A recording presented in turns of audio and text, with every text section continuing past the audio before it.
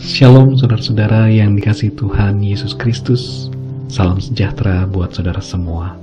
Hari ini kita akan merenungkan firman Tuhan, dan sebelumnya mari kita berdoa. Bapa di surga, terima kasih untuk kemurahan-Mu. Hari ini kami ada di hadapan-Mu. Oleh karena kemurahan-Mu, kami hidup karena anugerah-Mu. Saat ini kami mau merenungkan firman-Mu Tuhan, dan biarlah Engkau menerangi hati kami supaya kami mengerti akan kebenaran-Mu. Dalam nama Tuhan kami, Yesus Kristus. Amin. Saudara yang dikasihi Tuhan, kemarin kita dihebohkan dengan berita tentang seorang bapak yang bunuh diri secara live di Facebook. Bapak ini meninggalkan istri dan anak-anaknya. Saudara yang dikasihi Tuhan, apa yang melatar belakangi apa yang dilakukannya adalah karena cekcok dengan istrinya, masalah rumah tangga,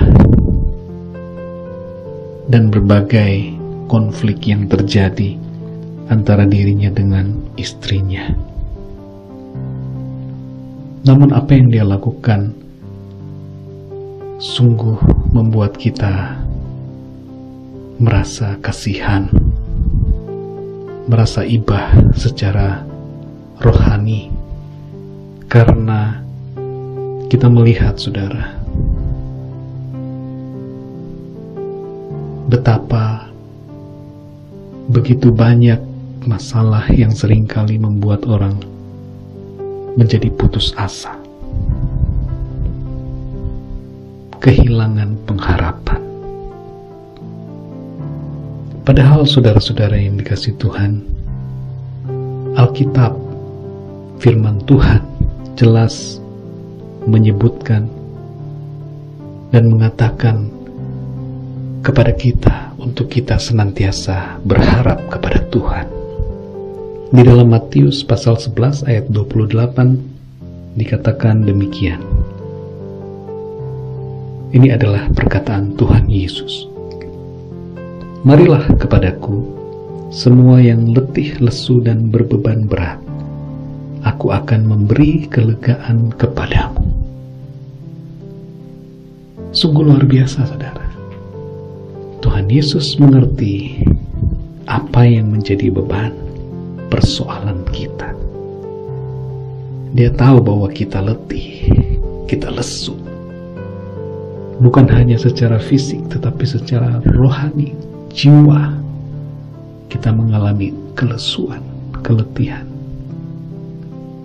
Tuhan Yesus mengerti bahwa kita berbeban berat. Semua orang yang hidup di dunia ini pasti punya beban masing-masing. Dan seringkali, saudara, beban itu membuat kita seperti kehilangan pengharapan. Tapi jangan kehilangan fokus, saudara-saudara. Fokus kita adalah yang di atas, yaitu Tuhan. Tuhan Yesus adalah fokus hidup kita. Dia adalah kekasih jiwa kita. Jangan pernah menjadi kecewa terhadap apa yang kita hadapi. Jangan kecewa dengan apa yang kita miliki, tetapi bersyukurlah. Dan ketika masalah, persoalan kita alami dan terasa begitu berat, jangan cari solusi yang lain di luar Tuhan. Sebab solusi atas segala persoalan hidup kita hanya ada di dalam Kristus Yesus Tuhan. Kalau kita datang kepada Tuhan, maka janjinya Dia akan memberi kelegaan kepada kita. Ini adalah janji Tuhan Yesus, bahwa Dia bukan saja hanya akan mendengar keluhan kita, bukan hanya akan menerima kedatangan kita di hadapannya ketika kita mau datang dalam doa, bersujud, merendahkan diri, mengadukan apa yang menjadi permasalahan kita, tetapi Dia akan memberi kelegaan kepada kita. Kelegaan mempunyai makna yang luar biasa. Dia memberi kelegaan pada jiwa kita, hati kita, roh kita.